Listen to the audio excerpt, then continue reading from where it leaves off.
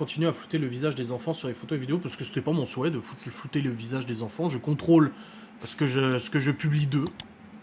Et surtout que la demande de flouter le visage n'était pas une demande motivée par une soudaine révélation maternelle ou quoi que ce soit, parce que c'était simplement un coup monté contre moi de toute façon. Le but était de détruire ma chaîne YouTube. De toute façon, j'ai des SMS où elle me le dit, qu'elle fera tout pour détruire ma chaîne YouTube. Et ça a passé par Ghost&Us, ça a passé par ma chaîne, ça a passé par mon matériel, en voulant me foutre au tribunal parce que soi-disant j'ai volé du matériel alors que tout était à mon nom. C'est passé par essayer de me foutre l'URSSAF sur le dos aussi.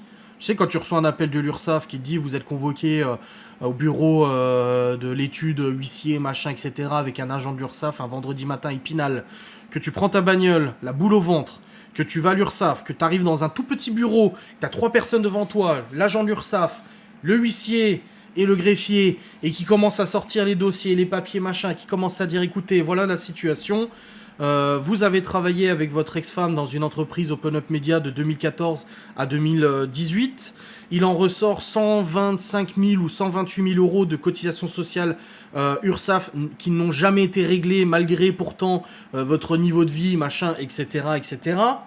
Et je leur dis oui, tout à fait. Il me dit vous étiez non déclaré dans cette entreprise ou vous étiez déclaré.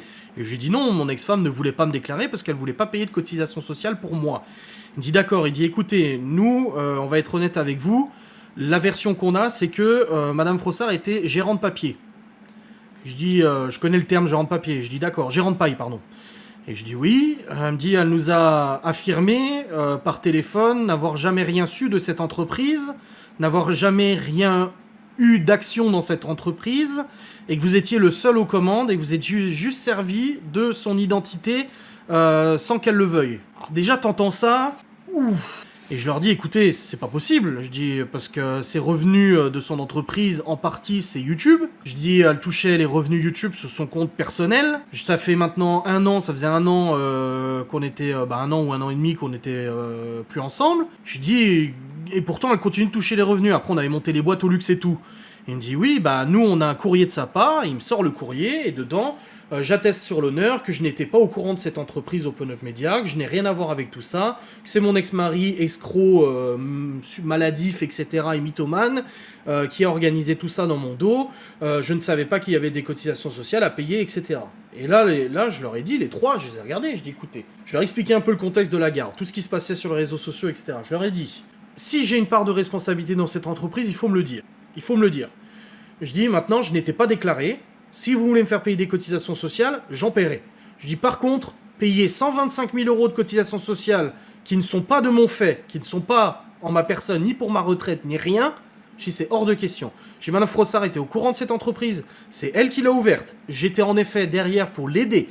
J'ai en effet travaillé activement dans cette entreprise sans forcément être déclaré, je l'avoue. Je dis par contre, elle était au courant de tout ce qui se passait. Elle était au courant des propos, elle était au courant des papiers, elle était au courant des virements. Tous les virements depuis l'ouverture de l'entreprise étaient versés sur son compte bancaire personnel au Crédit Agricole. Je n'avais pas de procuration, je n'avais pas de visibilité sur ses comptes.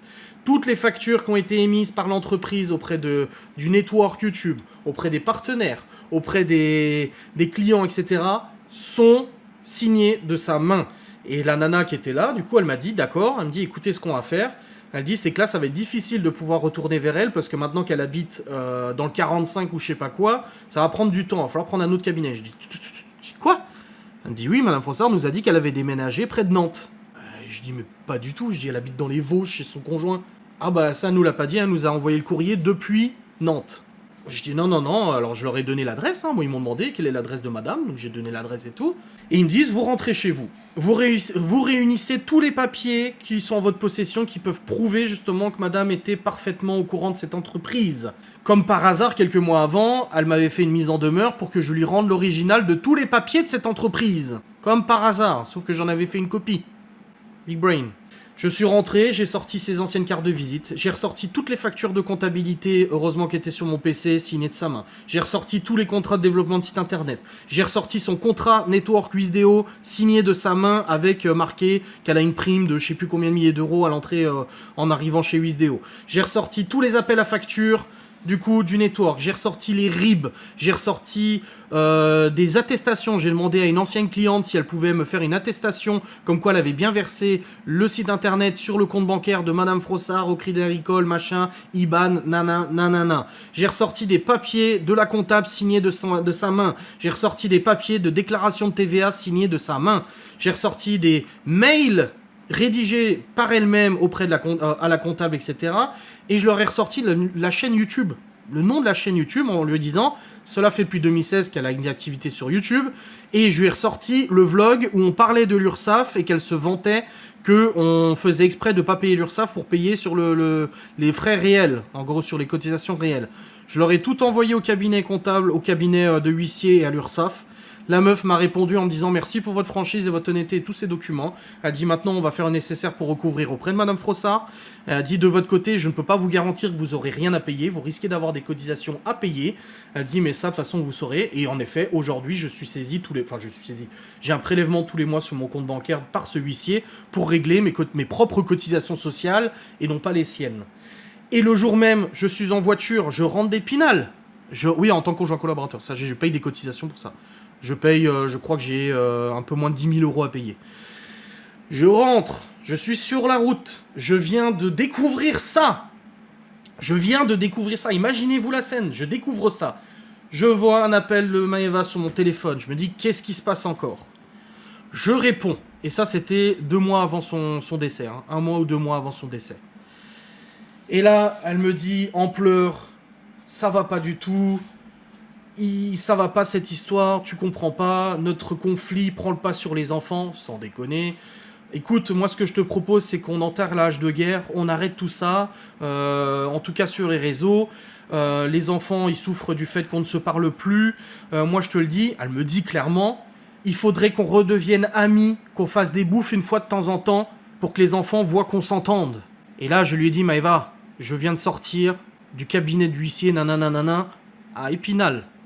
Avec l'URSSAF, tu leur as dit que tu étais gérant de paille. Tu leur as dit que tu ne savais rien de tout ce qui se passait de l'entreprise. Tu as menti. Et qu'est-ce qu'a été sa réponse? Bah oui, mais en même temps, tu demandes la garde, tu voulais que je m'en sorte comment, moi? Voilà le quotidien qui a été pendant 2 ans. Pendant 2 ans, ça a été ça. Ça a été des coups bas, des coups bas, des coups bas, des coups bas, des coups de couteau dans le dos, des coups de couteau dans le dos. Tout en privé. Et en public, c'était smile. Il s'est rien passé après le dépôt du nom, pareil, oui, elle m'a dit, je vais faire une réclamation pour récupérer la chaîne Ghostanos. Je lui ai dit, tu ne peux pas, elle m'appartient. Elle a fait une réclamation à YouTube, YouTube lui ont dit non, la chaîne YouTube a toujours appartenu à Monsieur Sainski. Elle a fait une réclamation auprès du network, le network a dit, c'est pas nos histoires, vous réglez ça entre vous. J'ai détaché la chaîne YouTube du network, je l'ai récupérée pour moi. J'ai lancé du coup des mails à droite à gauche pour découvrir qu'elle avait essayé de les récupérer par d'autres manières. Il y a des gens qui ont essayé de pirater la chaîne YouTube de Ghostanos Paranormal.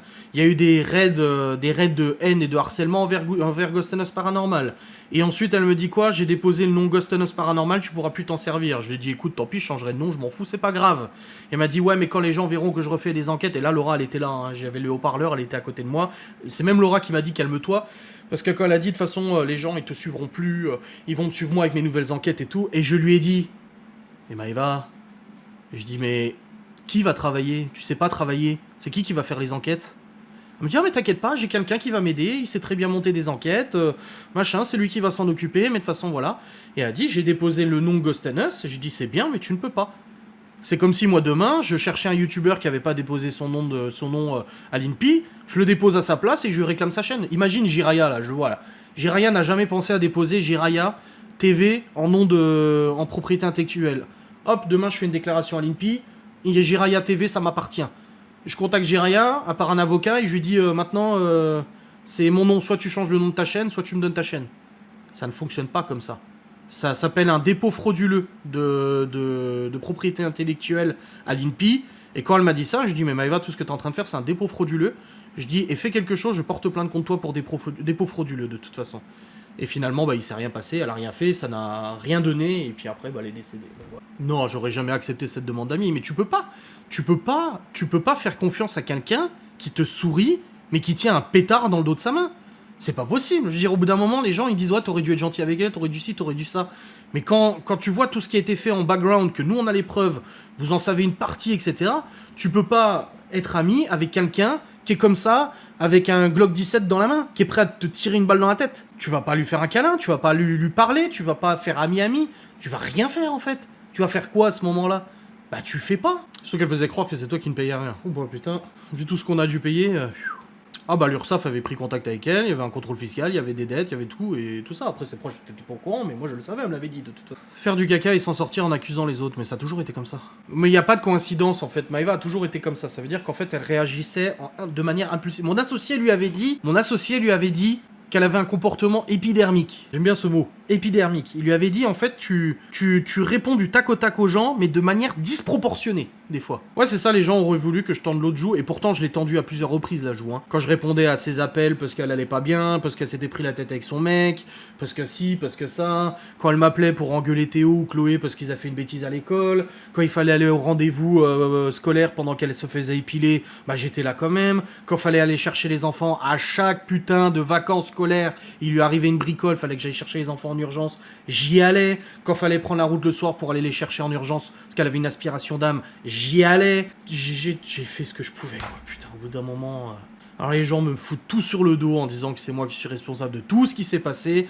Ces gens-là, ils devraient regarder un peu leurs pieds et puis se poser la question de leur propre responsabilité, mais voilà quoi. On n'avait pas été conseillé par des lumières de ne rien payer les factures des enfants pour que ça te retombe dessus. Peut-être, mais dans ce cas, tu pars pas à Marrakech, tu pars pas au ski, tu t'achètes pas un nouvel iPhone, tu fais pas des trucs comme ça quoi. Moi je veux dire, c'est comme cette semaine, ce mois-ci, il y a beaucoup de factures à payer. Vous le savez, hein, c'est le mois de septembre. Là j'ai payé 408 €. Je vais refaire un virement là de 700 quelque chose. Il y a des paiements à faire.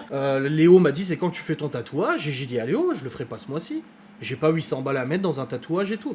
Je les ai de côté, les 800 balles. J'ai de l'argent de côté, on en a. Mais je ne veux pas, en fait, prendre cet argent pour ça. Ça peut servir à autre chose. Quand tu vois les huissiers qui toquent à la porte tous les 15 jours, tu te garantis d'avoir quand même du stock, quoi. Pas foncièrement méchante, mais de gros problèmes issus de l'enfance. C'est une déconstruction à l'enfance, des traumatismes à l'enfance, des névroses. Et encore une fois, je le dis, j'ai été aussi responsable de certaines névroses avec mes mensonges vis-à-vis de l'argent. J'ai été moi-même responsable de certaines névroses.